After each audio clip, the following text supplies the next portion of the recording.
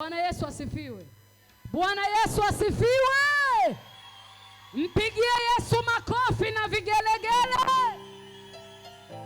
Mwambie jirani yako, hii ni wiki ya kurudi kwenye nafasi yako.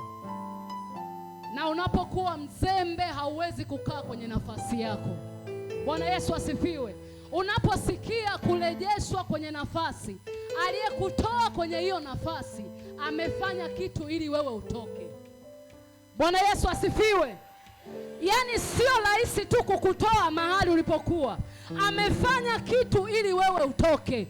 Bwana Yesu asifiwe. Yamkini iko nguvu ameitegemea kukutoa wewe mahali ulipokuwa, akakutoa akakupeleka kwenye mateso. Ili urejee ni lazima upambane.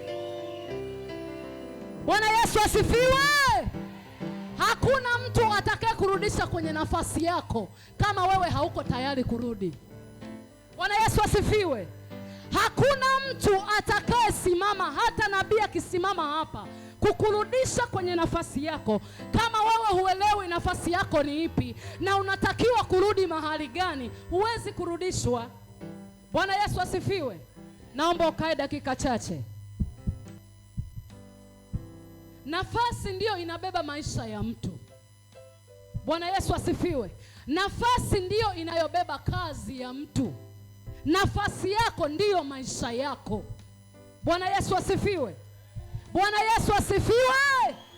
Kama unanielewa, mchapia Yesu makofi na vigelegele. Walio tayari kurudi kwenye nafasi zao, nisikie makofi na vigelegele kwa Yesu. Bwana Yesu asifiwe. Kukaa kwenye nafasi yako sio kitu rahisi.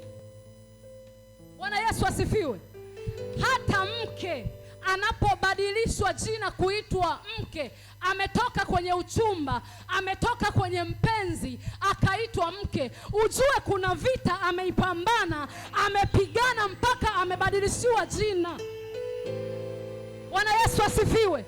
Hakuna kitu kinachoweza kubadilika kwa kawaida tu.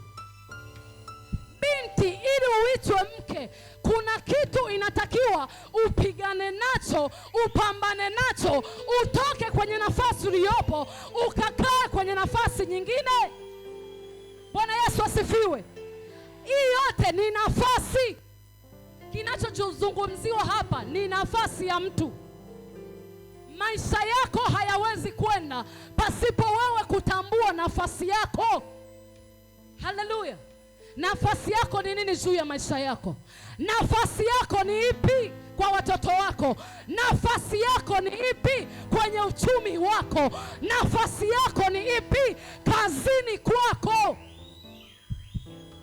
Usitegemee kwamba nabii atasimama mahali hapa kukurudisha kwenye nafasi kama wewe hujaitambua hiyo nafasi. Bwana Yesu asifiwe. Jitambue wewe ni nani. Tambua unastahili kukaa wapi. Tambua nguvu iliyo ndani yako. Tambua kile unachokipigania. Bwana Yesu asifiwe. Ukiona thamani ya kile kitu unakipigania, lazima utakikamata. Na unapotaka kurudi kwenye nafasi yako, acha kupiga kelele. Tambua nguvu iliyo ndani yako. Endelea kupambana. Endelea kumsihi Mungu ukalishwe kwenye nafasi yako. Haleluya. Mchapia Yesu makofi na vigelegele. Uchumi una nafasi. Bwana Yesu asifiwe. Uchumi una nafasi.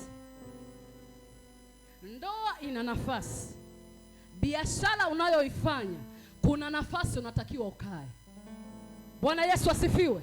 Unatakiwa tu uelewe kwamba nafasi yangu ni ipi na ninapaswa kufanya nini. Ukijua nafasi yako, hata kanisani hakuna kitu kitakacho kukwaza. Ukijua nafasi yako kwa mume wako, hakuna kitu kitakacho kuangusha. Na hauwezi kujilinganisha na mtu mwingine kwa sababu wewe umejua nafasi yako. Bwana Yesu asifiwe. Bwana Yesu asifiwe. Yaani hii wiki ni wiki ya kurudishwa kwenye nafasi yako. Wewe unajua nafasi yako ni ipi. unajua ni kitu gani Mungu anataka afanye kwako. Unaelewa pasipo kujua huyo jirani yako aliyekuja naye. Inabidi wewe mwenyewe ujue. Umwambie Mungu wa Nabii Shujaa, nafasi yangu sio ya magonjwa, nafasi yangu sio ya aibu, nafasi yangu sio ya mateso, nafasi yangu sio ya kukataliwa, nafasi yangu sio ya aibu. Ukubali wewe kuondoka kwenye nafasi ya kushindwa. Ondoka kwenye nafasi ya masimango. Bwana Yesu asifiwe. Kuna mtu anajua kabisa mimi nafasi yangu ni ya aibu, na umekubali kukaa kwenye hiyo aibu. Ni wakati ambao unapaswa kumwambia Mungu, kama uishivyo, hii sio nafasi yangu. Kama uishivyo, nitatoka mahali hapa. Kama uishivyo, nitaanza upya. Bwana Yesu asifiwe. Itambue nafasi yako. Ijue nafasi yako. Hata kama utapitia mambo mengi, vitakuumiza vingine, ili ufikie nafasi yako, unatakiwa kutulia, unatakiwa uwe kimya, lakini utambue ni kitu gani unakifanya. Bwana Yesu asifiwe. Bwana Yesu asifiwe. Kila mtu anataka nafasi mahali hapa. Inua mkono wako juu. Kila mtu anataka nafasi. Kuna mahali unatakiwa kwenda wewe. Kuna mahali unatakiwa ufike. Kuna mahali, kuna jambo fulani unatakiwa ufanikishe. Watumishi, angalieni watu. Unatakiwa ufanikishe. Ufanikishe. Umeshikiliwa mahali, hiyo sio nafasi yako.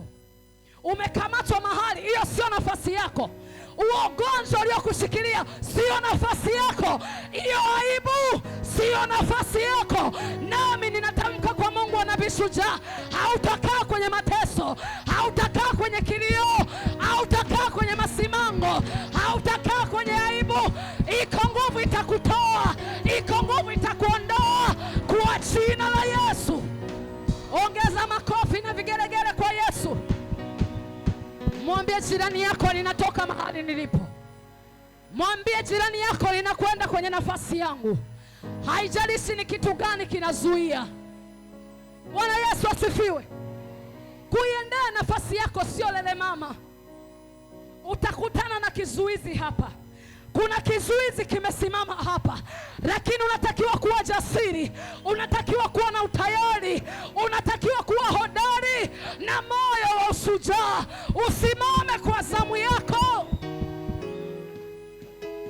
Wakati wa wana wa Israeli, Bwana Yesu asifiwe, kabla hawajaiendea ile nchi ya ahadi, Musa alituma wapelelezi waende wakapeleleze kwanza ni kitu gani kinaendelea kwenye hiyo nchi. Lakini waliporudi wale wapelelezi, wengine wakahuzunika, wakasema, hakika Musa, mahali ulipotutuma wale watu wanatisha. Tukisimama mbele yao tunakuwa kama panzi, sisi ni wadogo, hatufai hata kusemezana nao. Bwana Yesu asifiwe. Kinachopiganiwa hapo ni nafasi. Wana wa Israeli walikuwa wanataka nafasi, waende wakakae mahali ambapo Mungu amewakusudia. Bwana Yesu asifiwe. Lakini katika wale wapelelezi, kuna mmoja akasimama akasema, hapana, ninachojua mimi, ile nchi ni kusudi letu, ile nchi Mungu ametupa. Hata kama ni wakubwa kiasi gani, tutasimama, tutapita katikati yao.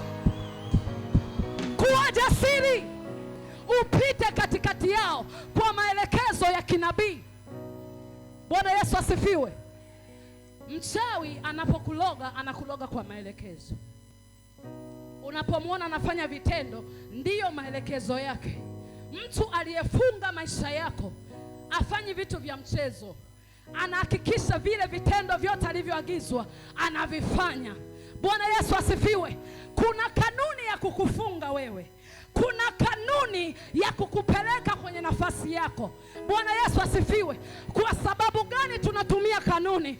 Hata ulipofungwa walitumia kanuni, ulipoondolewa kwenye nafasi yako ilitumika kanuni. Lakini Mungu wa Nabii Shujaa pia ni Mungu wa kanuni.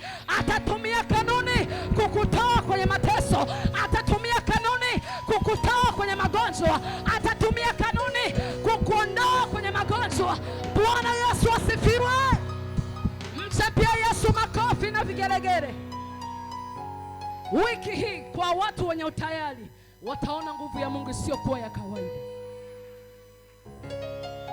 Jumanne watu walikuwa wengi sana hapa.